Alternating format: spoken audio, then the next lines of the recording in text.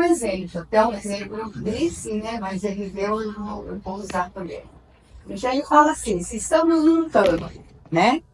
E aqui nós vemos um pássaro ser atingido por um tiro e cair morto, mesmo que a gente não veja atirador, nós sabemos que esse atirador existe. Ele usa esse exemplo, né? Então, ele não é necessário ter visto uma coisa para saber que essa coisa existe, né? Porque ele vai, né, Kardec, ele tem um raciocínio assim, tudo que ele vai explicar, até ele chegar na conclusão, ele vai elaborando de um raciocínio, ele vai para outro, de outro para outro, até chegar onde ele quer, né?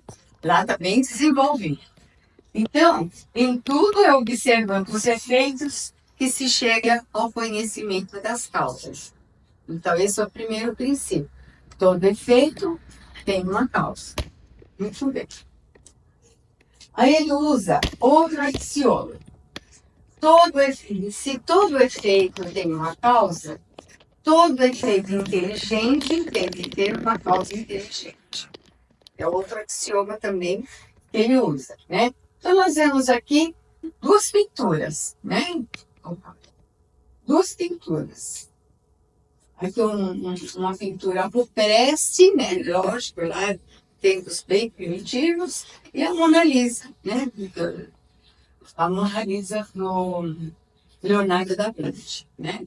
Então ele fala assim, pela rusticidade, né? Ou pela perfeição de uma obra, nós podemos chegar à conclusão da inteligência de quem criou aquela obra, né? Então, logicamente, que essa obra nós sabemos que foi uma pessoa, um ser muito mais adiantado, muito mais inteligente, muito mais evoluído que pintou a Mona Lisa, né? Muito mais evoluído do que quem fez essa pintura aqui. Então, esse é outro axioma que Kardec usa. Todo efeito inteligente tem uma causa inteligente. Aí ele conclui.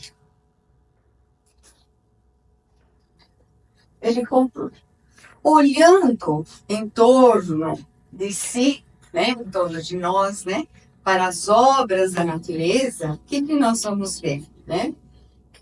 E a gente observa que a previdência, a sabedoria, a harmonia que preside a todas as obras da natureza, chegamos à conclusão que não existe nenhuma dessas obras que não ultrapasse a maior inteligência humana, né?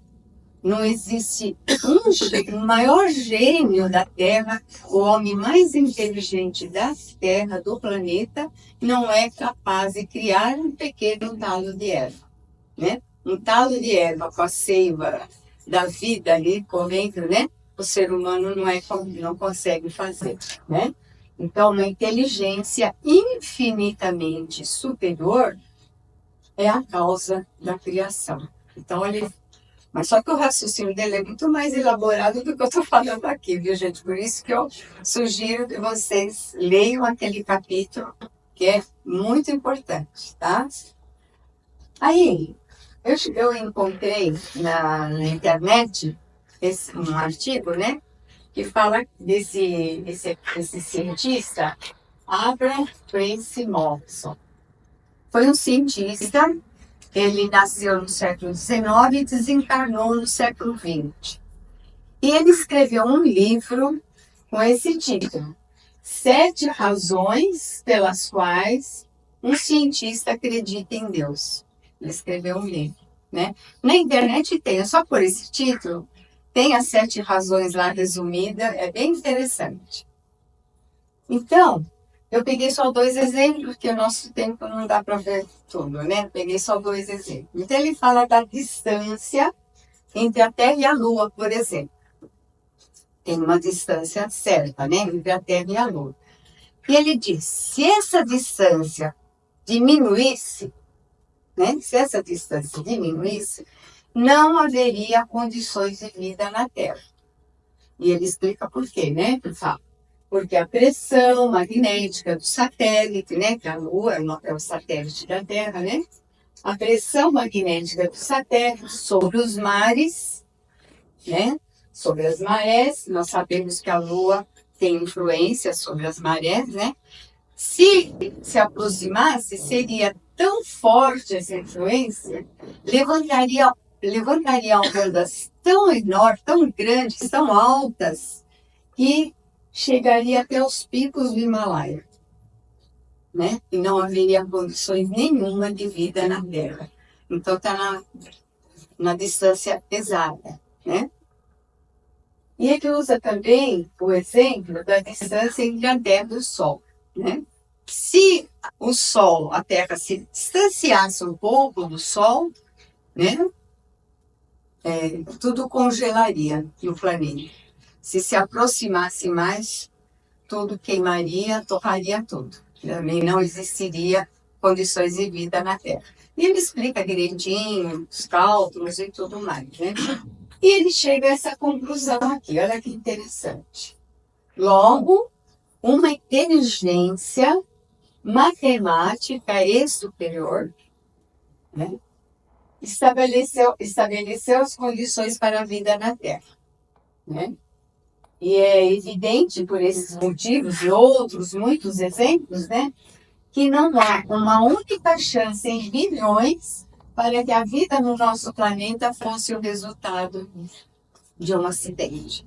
Então, o que é interessante aí, ele chegou à mesma conclusão que Kardec, observando a sabedoria, a inteligência, né, a perfeição que existe, né? Então tem que ter uma inteligência infinitamente superior por trás de tudo. A mesma conclusão que Kardec chegou, usando outros termos, né? Quem quiser falar, interromper, fica à vontade, viu? Muito bem. E essa harmonia não é só no planeta Terra, tem em todo o universo. Essa harmonia, essa perfeição, esse equilíbrio, desde o grão de areia até os astros que circulam no universo, e o universo é infinito. Então, essa perfeição está em todo o universo, né? Muito bem. Tudo ok, gente? Até aqui? Ninguém quer falar nada? Muito bem. Aí a pergunta número 10, no livro dos Espíritos, no primeiro capítulo, né? Pergunta número 10. Pode o homem compreender a natureza íntima de Deus? Não. Falta ao homem um sentido, né? Nós temos 5 sentidos, dizem que temos mais, né? Mas a gente só sabe dos 5. Mas aí, que sentido é esse que falta? A gente nem imagina, né? Mas o Espírito diz que falta para nós um sentido para nós conhecermos Deus. Será concedido ao homem um dia compreender o mistério da divindade? Resposta: quando o seu espírito não for mais obscurecido pela matéria. E por sua perfeição tiver se aproximado da divindade. Então, haverá e a compreenderá. Não só conheceremos Deus, como veremos a Deus. Não dá nem para imaginar o que é isso, né? Ver felicidade, né? Mas os espíritos dizem que os espíritos puros podem ver, conhecer e compreender Deus, né? Espíritos puros, né? Então, a inferioridade das faculdades humanas é que impede que nós tenhamos um conhecimento mais aprofundado de Deus, né? Conhecimento um pouquinho melhor de Deus, vai? Vamos dizer assim. Então, o que é, né, a evolução? Os espíritos, conforme forem evoluindo, vão se desvencilhando da influência da matéria. A influência da matéria escurece a nossa percepção das coisas espirituais, né? Mas conforme o espírito vai evoluindo, ele vai alcançando uma condição de ter uma percepção maior de Deus. Conforme ele vai evoluindo, vai ampliando essa percepção, até chegar a ser espírito puro, e ser um colaborador de Deus, um ministro de Deus, como os Espíritos dizem, né? São ministros de Deus. Muito bem. Então, falta-nos ainda o sentido que só se adquire pela completa purificação do Espírito. Por isso, precisamos de muitas e muitas e muitas encarnações ainda. Né? Mas Kardec, né, ele diz o seguinte: podemos, pelo raciocínio, chegar ao conhecimento, olha só, dos seus atributos. Que ele diz assim: nós não temos condição de saber, conhecer a natureza íntima de Deus, mas nós podemos saber o que ele tem que ser para ser Deus. O que ele tem que ser, que se não fosse isso, ele não seria Deus. O raciocínio de Kardec, né? Ele fala aí: vendo que ele não pode absolutamente ser, deduzimos o que ele deva ser para ser Deus, né? E aí ele chegou aonde? Nos atributos de Deus, né? E nós não vamos ver cada um, só vamos, né? Os atributos de Deus. Deus, para ser Deus, ele tem que ter todos esses atributos elevados ao grau supremo. Se tirar o mínimo que seja de um dos seus atributos, ele não seria Deus. Por exemplo, é imaterial. Se tirar o mínimo desse atributo, ele vai ter alguma coisa de matéria. Não é mais Deus, porque ele vai sofrer a influência da matéria. E assim Kardec vai, né? De raciocínio em raciocínio ele vai chegando. Então, os atributos: suprema e soberana inteligência, é eterno, imutável, imaterial, onipotente, infinitamente perfeito, soberanamente justo e bom e único, né? Os atributos de Deus que nós podemos, no atual estágio evolutivo que nós estamos, compreender. Mais que isso a gente não tem condições de compreender, né? Nós chegamos até aí, por enquanto. E isso aí também está lá na Gênesis, também a Kardec fala isso. Ele dá uma chave para a gente. Eu achei tão importante isso. Eu já tinha lido tantas vezes e não tinha prestado atenção. Agora eu prestei atenção nisso. Ele dá uma chave para nós. Ele dá uma chave. Qualquer princípio, qualquer ideia, qualquer ensinamento, qualquer dogma que contrarie um dos atributos de Deus é falso. Então ele dá uma chave para a gente ter um critério para saber se alguma coisa é verdadeira ou falsa. Olha que importante isso, que são os atributos de Deus. Por exemplo, a doutrina das penas eternas do catolicismo. Então, uma pessoa comete lá um erro, uma coisa errada lá, um crime, seja o que for, ela tem que é levada para o inferno, encaminhada lá para o inferno. Lá ela vai ficar eternamente para sempre. Mesmo que ela se arrependa. Mesmo que ela se arrependa lá no inferno, não tem volta, ela vai continuar. Isso está de acordo com a justiça e com a bondade de Deus? De jeito, é uma ideia falsa. Então Kardec dá esse critério, eu achei muito importante isso. Eu achei bastante importante. Por isso que é importante ler, reler, estudar, voltar a estudar, porque cada vez a gente pega uma coisa que a gente não tinha percebido antes, né? A doutrina espírita é assim. Por isso que a gente tem que estudar a vida inteira, mais um pouco. Muito bem. Aí tem uma questão, muita gente fala: puxa vida, mas como é que diz que Deus está em todo lugar ao mesmo tempo? Como é que pode? Deus está em todo lugar do universo, né? Ao mesmo tempo. Lógico que se a gente for imaginar Deus, um velho de barba, um ser humano, um corpo, não dá nem para pensar numa coisa dessa. Mas, né? O homem restrito e limitado, né? E sempre compreendeu Deus como restrito e limitado também. E como que vai compreender um ser restrito e limitado possa estar em todo lugar ao mesmo tempo. Não tem como. Com essa mentalidade de Deus, não tem como nós entendermos isso. Aí, Kardec, né, ele traz uma hipótese, né, tentando colocar em termos que a gente possa entender, porque os espíritos sempre falam, né?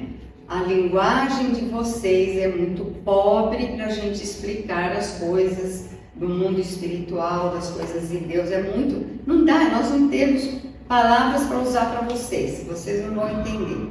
Então, eles usam alguns termos lá que a gente conhece, como a gente faz com as crianças, né? A gente usa uma historinha, alguma coisinha, eles usam isso para a gente. Então, eles usam alguns termos, algumas palavras que é para a gente entender um pouquinho. E Kardec fez isso também. Então ele falou assim, vamos imaginar Deus como um fluido inteligente. Fluido, Kardec chama de a matéria do mundo espiritual, né? Então vamos imaginar Deus como um fluido inteligente que preenche todo o universo. Preenche tudo. Toda a criação está imersa nesse fluido inteligente. Toda a criação está mergulhada nesse fluido inteligente, como os peixes estão mergulhados no mar, né? A natureza inteira está mergulhada no fluido divino. Então, olha que interessante isso. Então, um fluido, uma força, uma energia, sei lá, como o nome que a gente preenchendo tudo. E tudo está imerso nisso, nesse fluido, nessa energia de Deus, né? Energia também é uma palavra que não cabe, porque energia é matéria, Deus não é matéria. É difícil, né? Muito bem. E estando esse fluido por toda parte, né? Tudo está sujeito à sua ação inteligente, à sua previsão e à sua solicitude. Não haverá um ser, por mais inferior que seja, que não esteja mergulhado nesse fluido divino. Tudo, todos os seres, animados, inanimados, tudo. Os astros, o espaço, as galáxias, os sistemas solares, tudo está mergulhado nesse fluido divino, né? Estamos assim constantemente em presença da divindade. Então, quando a gente fala às vezes que está distante de Deus, não tem como ficarmos distante de Deus. Não tem. Nunca. A nossa consciência de Deus pode estar distante. A nossa consciência de Deus. Mas nós estamos constantemente na presença de Deus, né? E tem uma frase de Jesus que fala: estamos nele e ele está em nós. Olha aqui, gente. Como que nós podemos achar que Deus está longe, lá no lugar distante? Não existe isso. Não existe isso, né? Estamos nele como ele está em nós. E tem uma frase de Paulo, que está lá no Atos dos Apóstolos, que está totalmente de acordo com isso, né? Em Deus vivemos, em Deus nos movemos, em Deus existimos. Olha só. Estamos nele, em presença dele constantemente, né? Mas a sua essência íntima, nós não temos conhecimento, né? Muito bem. Então, ele sendo essência divina, né, por excelência, não pode ser percebido em todo o seu esplendor, claro, somente por espíritos chegados ao mais alto grau de perfeição. Se os espíritos inferiores não o veem, como nós não vemos, né, somos imperfeitos ainda, não vemos, não é que estejam mais distante deles, né, do que os outros. Porque todos os seres da natureza estão mergulhados no fluido divino. Muito bem. a nossa visão, né, a visão espiritual, estando desimpedida das vendas morais que a obscureciam, os espíritos, quando chegam num grau de pureza espiritual, espíritos puros, espíritos de grande elevação, eles vão ver Deus em qualquer lugar da Terra, do espaço, em qualquer lugar do universo, eles vão ver Deus, porque Deus está em toda parte, né? Porque a gente fala, tem certos lugares que Deus não está lá, Deus não está naquele lugar, um lugar muito inferior, um lugar muito cheio de vícios e coisa. Deus está lá também, está em todo lugar, né? Então os espíritos que conseguem ver Deus, veem Deus em qualquer lugar no espaço. Muito bem. Uma comparação também, eu acho que seria assim, você está mergulhando num lugar de águas cristalinas, você consegue ter uma visão quase que total. Você mergulhando numa água densa, você não tem visão nenhuma. Então acho que pela nossa inferioridade ainda espiritual, nós estamos mergulhados nessa água densa e nós não conseguimos perceber isso. Mas estamos mergulhados da mesma forma. Né? Sim, sim.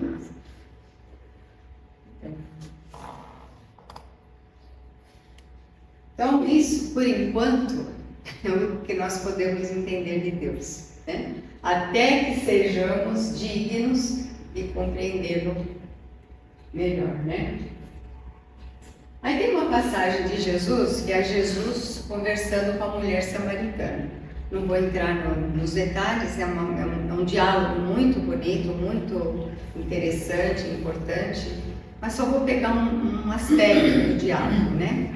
Ela pergunta para Jesus se Deus devia ser adorado ali, lá em Samaria, ou lá no templo de Jerusalém. E Jesus diz, Deus não quer ser adorado nem aqui nem lá, né? Deus é espírito e é necessário que os seus adoradores o adorem em espírito e verdade, né? E a gente precisa parar para pensar bem nessas palavras de Jesus, né? Nossa, o que ele quis dizer com isso, né? A essência divina nada tem de material, né? E é importante que a gente adore, conversar também sobre essa palavra adorar, né? E é importante que adoremos a Deus em nossa essência, que também não é material. A nossa essência não é material. O que é adorar a Deus em espírito e verdade? Na nossa essência, que é totalmente espiritual. A nossa essência, somos espíritos, né? A nossa essência é espiritual, não tem nada de material, é adorar a Deus na nossa essência, né? Adorar a Deus também não tem nada, a essência divina não tem nada de material também, nem nesse sentido que Jesus estava falando, né? Importa amá-lo. A questão de adorar a Deus, isso aí vem de tempos muito antigos, e adorar naquele sentido de fazer rituais e ficar ali naquela adoração, né? Mas adorar, como Kardec não, o Espírito responde no Livro dos Espíritos, um detalhe, um só exemplo ele dá, é evitar o mal e praticar o bem, adorar a Deus, né? Então nós estamos aqui, importa amá-lo e respeitá-lo no íntimo do nosso ser, né?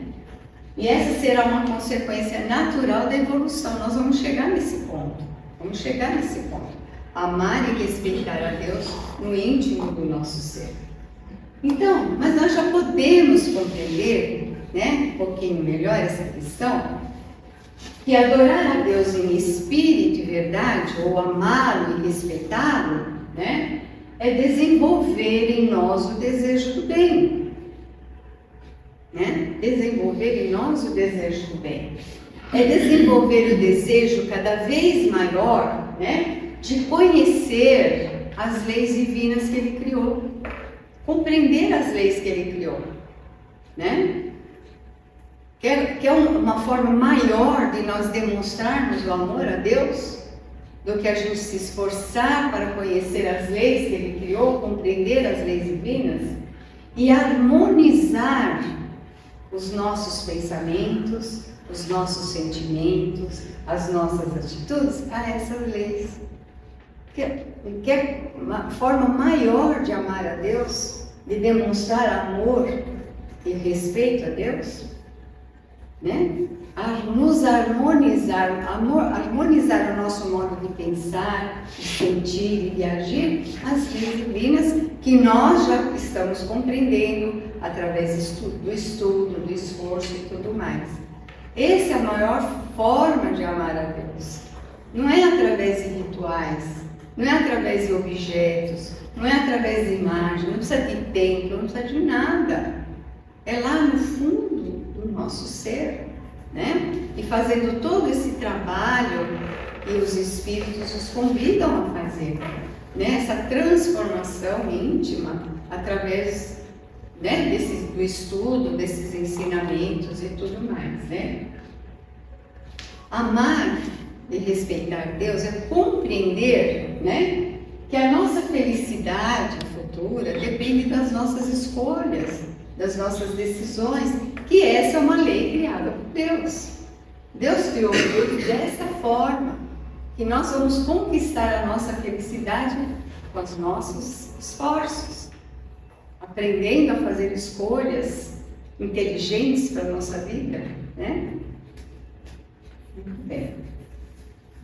É compreender que as provas e os desafios da vida não são castigos, e ainda tem muito isso, está muito forte, até entre muitos espíritas, quando está passando por alguma coisa, acha que foi Deus que mandou.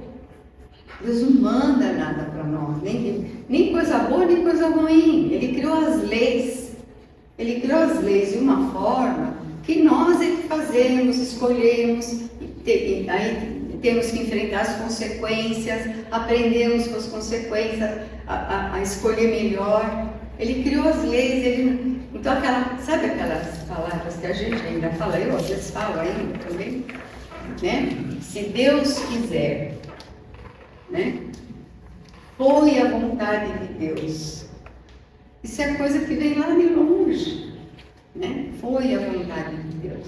Deus quis assim. São coisas que a gente precisa virar uma chavinha na nossa cabeça e mudar, né? Porque Deus criou as leis e a gente vai trabalhando, escolhendo, decidindo. Quando enfrentamos provas na nossa vida, desafios, fazem parte da vida. Fazem parte da vida, né? Aí muitas vezes a gente fica naquela situação de coitadinho, né? De vítima, como eu sofro, né? Ou então pensa que Deus está castigando. Nada disso. As provas, os desafios são oportunidades de aprendizado, né? Ao invés de ficar como vítima, olhar, passar por aquilo me sentindo vítima, para que eu tenho que aprender com isso? Isso aí está me mostrando que eu preciso melhorar em quê? A gente não faz isso, né? A gente se revolta, põe a culpa nos outros, né? Quando não põe a culpa em Deus, né? Não, mas o que eu tenho? Eu tenho alguma coisa que está me mostrando isso aí que eu preciso me melhorar, né? Enquanto eu não melhorar, não aprender aquela lição, vou ter que passar de novo, até aprender, que nem um aluno no colégio, né? Se não aproveitar, vai repetir de novo. A vida é assim. Nós somos alunos de uma grande escola, né? Cada um está passando pela sua experiência, né? É também amar e respeitar a Deus, nos reconhecer como espíritos imortais, reencarnados em evolução, né? E que o objetivo primordial das nossas existências é trabalhar essa evolução. A gente sabe, né? Nós sabemos que somos espíritos imortais, reencarnados em evolução. Todo mundo sabe. Mas a gente se sente espírito imortal, reencarnado em evolução. Lá no íntimo a gente se sente, né? Essa é a questão, né? Então, é isso, né? E estamos aqui para trabalharmos essa nossa evolução, que é essa evolução tem que ser moral e intelectual. Porque espírito elevado, ele não é só bonzinho, não. Ele também, sua inteligência também é extremamente desenvolvida. Então, a gente está aqui para evoluir moralmente e intelectualmente. Estudar, aprender, conhecer, né? Até o último dia que nós estamos aqui encarnados. Muito bem. Nós ainda não alcançamos a compreensão da natureza íntima de Deus. Não, ainda não. Nós sabemos um pouquinho, muito nos falta ainda, né? Porém, com os ensinamentos da doutrina espírita, sabemos hoje que ele não pode ser mais aquilo que a gente achava dele. Isso precisa ficar claro. Ele velho, de barba, lá sentado nas nuvens, isso daí nós precisamos eliminar da nossa mente, né? Já sabemos o que ele não pode ser mais, né? Então, Allan Kardec, né, lógico, com base nos ensinamentos dos espíritos, tendo como base todo o orvalho dos espíritos superiores, ele levantou uma pontinha do véu. Uma pontinha. Mas essa pontinha, né, do véu que ele levantou, e que a gente já pode conhecer, né, um pouco mais de Deus, ele já se distanciou das outras ideias de Deus, mas se distanciou muito, muito. Ele nos deu uma ideia muito mais avançada de Deus, esse pouquinho que ele nos orientou, né? Que está mais de acordo com a grandeza de Deus, mais de acordo com a sabedoria de Deus, não mais humanizando Deus, né? Como fizemos no passado. Então, Deus é a inteligência suprema, causa primeira de todas as coisas. Nos ama, só quer o nosso bem, né? E nos criou para sermos perfeitos e felizes um dia. Eu brinco que Deus tem um projeto para nós. O projeto de Deus para nós é que sejamos um dia perfeitos e felizes. Que a felicidade está condicionada à perfeição, à verdadeira felicidade, né? E Ele criou leis para que nós mesmos conquistemos essa perfeição e essa felicidade com os nossos esforços, com a nossa dedicação, com a nossa vontade de aprender, com a nossa vontade de estudar, com a nossa vontade de nos aprofundarmos cada vez mais nos ensinamentos, né? Ele criou as leis dessa forma, nós que temos que conquistar. Não vamos ganhar de mão beijada, não vamos ganhar fácil, nós é que temos que conquistar, né? Eu acho que acabou. Então era isso, gente. Agradeço a atenção. Está aí, né? Os ensinamentos dos Espíritos aí à nossa disposição para aprendermos, criarmos aí grupos de estudo para discutirmos, trocarmos ideias e nos aprofundarmos cada vez mais. Muito obrigada.